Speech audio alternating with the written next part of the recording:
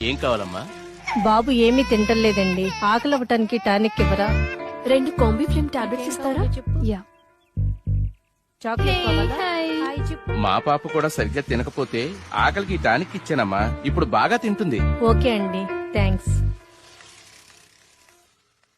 Uncle uncle, చెప్పమ్మా. ఆకలి కాకుండా ఉండడానికి మీ దగ్గర టానిక్ ఉంటే ఇవ్వరా? ఏం కావాలమ్మా? ఆకలేస్తుందక్క.